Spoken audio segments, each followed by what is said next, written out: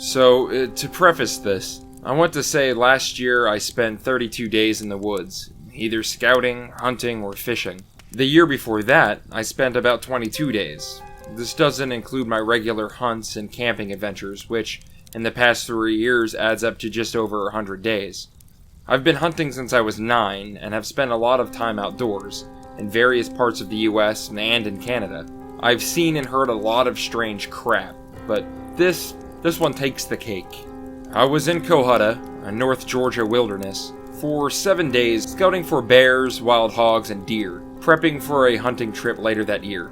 I had hiked in about 10 miles, and then went off trail for another 3 to 5 miles. Basically, I was out in the middle of nowhere. Since I was alone, I was using a hammock that was built into a bug net, and I had a rain fly over it.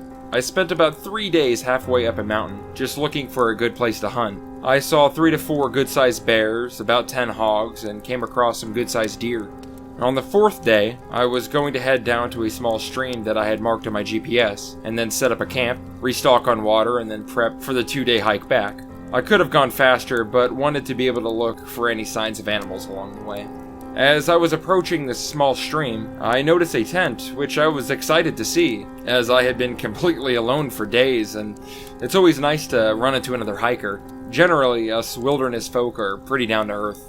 As I got closer to the tent, I noticed that there was a small pack on the ground just outside of it. I figured the person couldn't have been far from the camp, so I set up my camp about 30 yards away, and with about 4 hours of daylight left, started cooking some dinner.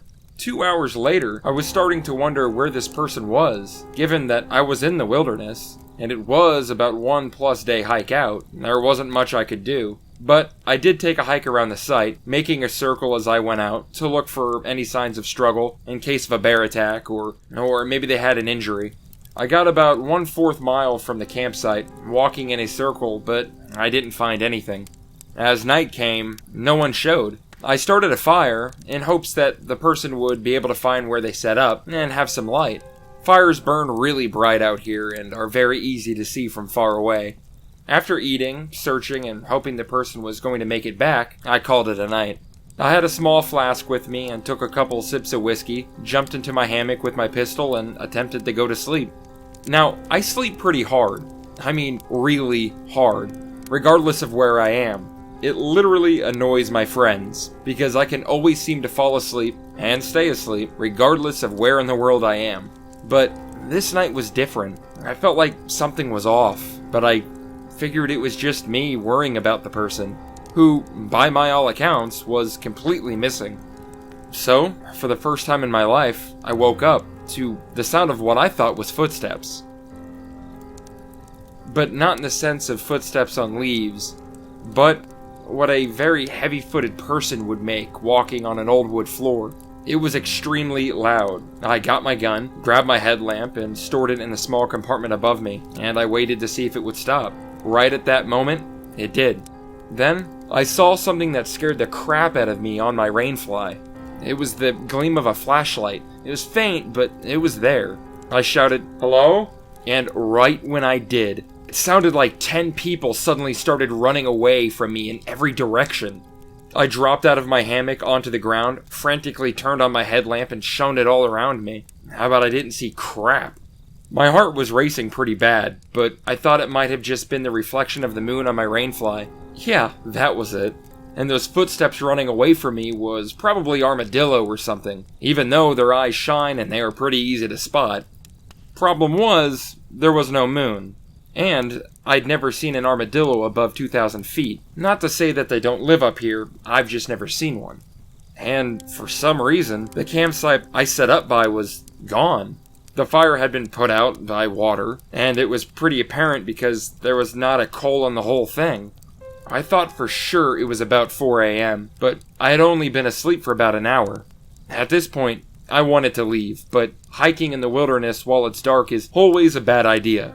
So, I grabbed my flask, took a shot of whiskey, removed the rainfly so I could see out of my hammock and around the area I was in better, and tried my hardest to go back to sleep.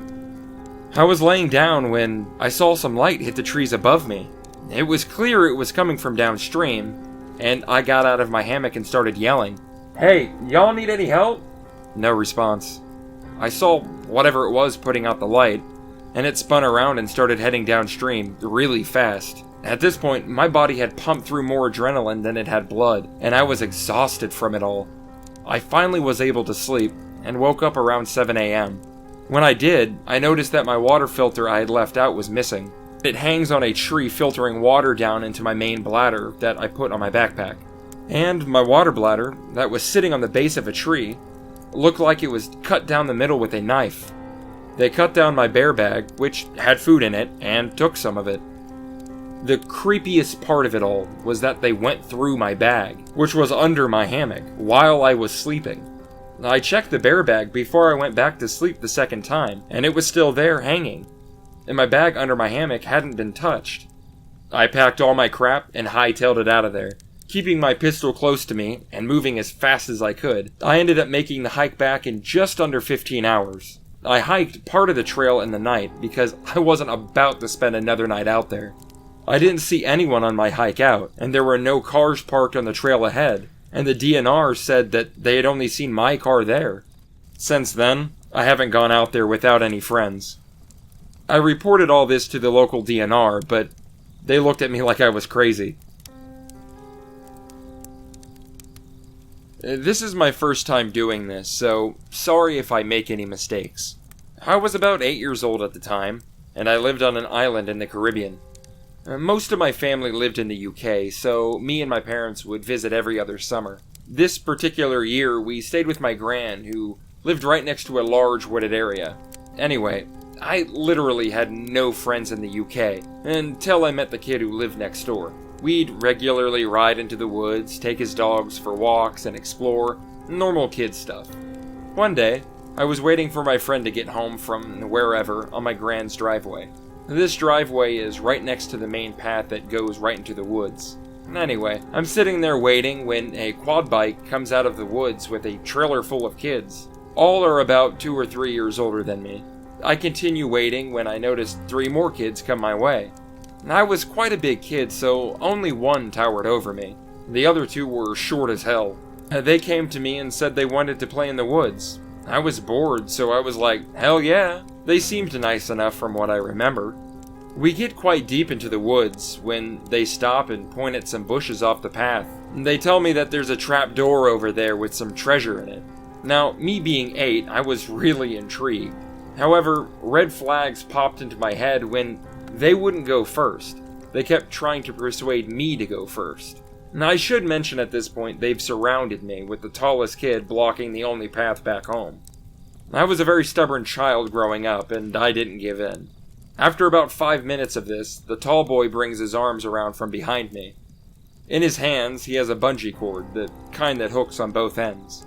Me, being naive as hell, ask, "What are you going to do with that?" At this point, they're all grinning at me with this malicious, nasty smile. Then the tallest boy says, "I'm gonna wrap it around your neck." Immediately, adrenaline kicks in, and I launch a fist into the tall boy's face where he crumbles off to the side. As I do this, the other 2 grab me.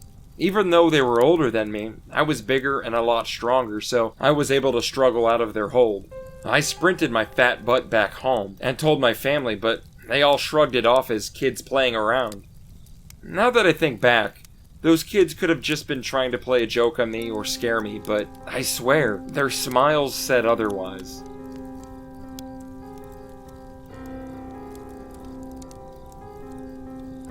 I apologize in advance. I'm not the best story writer, but let me give you a short backstory before we dive into the actual post. My boyfriend and I got our first apartment when I was only 18 with our 1-year-old son. We didn't have a car, so luckily the apartment was only like 0.1 miles from a shopping center with every store we could possibly need. It wasn't the best area, but it wasn't the worst either. Less than 2 weeks after signing the lease, I got a job working at a small adult novelty store, basically an adult toy store. The pay was meager, but I was grateful. I loved my coworkers, and I never had an issue walking home at night. The parking lot was fairly well lit, and the grocery store didn't close until 11, which was the same time we closed, so there was always people walking around when I got off. Now, fast forward to a few months ago, my apartment complex was doing road work, so I couldn't just walk straight through to get to my apartment. Instead, I had to walk through an unlit alley. Granted, the walk was short and I carried pepper spray, but it was just really sketchy. This particular night, the store closed late, at 11:30, 11:45-ish, because a customer was finishing up at a checkout counter. As I started the walk home, I noticed an older car pull up beside me, slowly driving along. The man had his window rolled down and was softly laughing. It freaked me out a little, so I decided to call my mom, just in case. She told me I was being overdramatic, but to stay on the line anyway. The man in the car noticed me on my phone, I guess, so he stopped laughing and drove off. As I got to the alley, I heard a car engine kick on, and noticed he had began following me again. I picked up my pace, and so did he. I broke into tears when his laughter turns into this cackling. I finally reached the row of apartments, and he pulls into the lot. I see a couple outside talking a few houses down from mine, and I explain the situation. They allowed me to pretend I knew them, and we made sure the man was aware I wasn't alone anymore. He pulled up right next to where we were, and we stopped. He stared for what felt like ages. His laughter turned into this angry breathing, and then he eventually sped off. As soon as his car was gone, I thanked the couple, and I ran into my apartment. He circled back to that spot about 3 times that night, then again around 11:30, 12 o'clock each night for about a week. Finally, it stopped. So, to the creepy cackler with unknown intentions, let's not meet.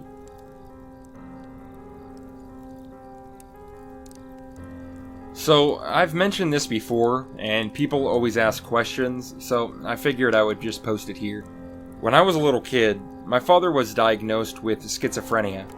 It quickly became very severe. He started thinking the FBI was after him, becoming incredibly paranoid. He got into legal trouble for abusing 911. From what my mom told me, he started acquiring a variety of really sketchy friends. Other severely mentally ill people, drunks, druggies, prostitutes, homeless people, it goes on.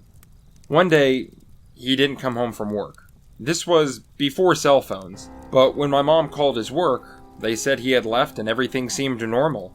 She called some of our family members, some of his real friends from before he got sick, co-workers, a ton of people. Nobody knew anything and nobody had seen him. When he didn't show up at home by bedtime, my mom called the police and explained to them that my dad had left without any of his belongings, except for his wallet and his car, and nobody knew where he was.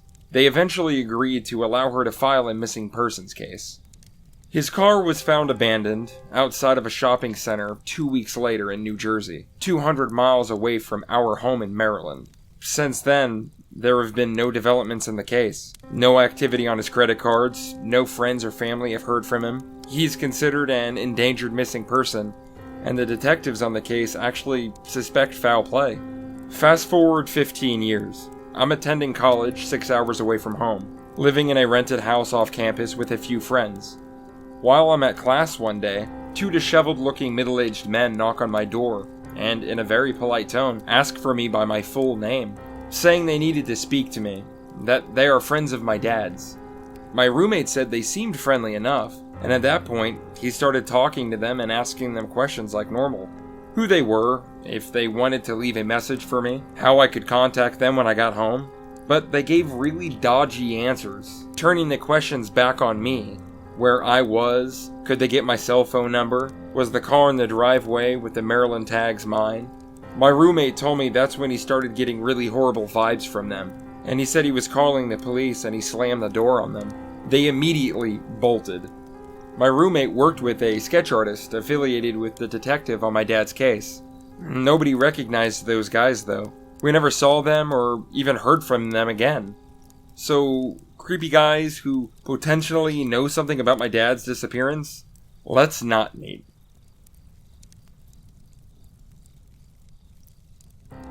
This happened to me when I was 15 or 16. I'm currently 22, so a couple of the details might be a little fuzzy, but what we found in that clearing is still very vivid in my mind. At that age, my parents still shipped me off to summer camp, where a small group of guys led by 2 guides would take month-long canoe trips into the wilderness. This particular trip was through the Bloodvein River system that leads from northern Ontario to Lake Winnipeg.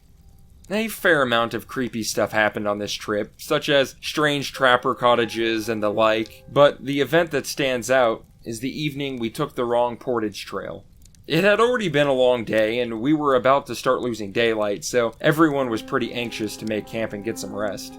We spotted a small game trail that seemed to be the right one, so we started down it without checking the map, since we were tired and hungry and just wanted some dinner. It's at this point in the story I should mention that we were very far from any road. So far, in fact, that we were told the only way to get back from this point was by canoe, kayak, or float plane. A couple kilometers down the trail, it opened up into this small clearing. Right away, we were all caught off guard by a school bus sitting dead center of this field. Even at this distance, we could see that all the windows were broken and the tires seemed to be flat. The closer we got, the more we noticed. Like the fact that there were burn marks around the edges of the windows, and the doors were barred shut from the outside with steel rebar. The guides told us not to go any closer, and they went to go investigate. After a couple of minutes, they came back, and very blankly told us that we had found the wrong trail and we needed to head back as quickly as possible. Of course, being a group of teenage boys, we immediately ignored them and ran up to check the bus out.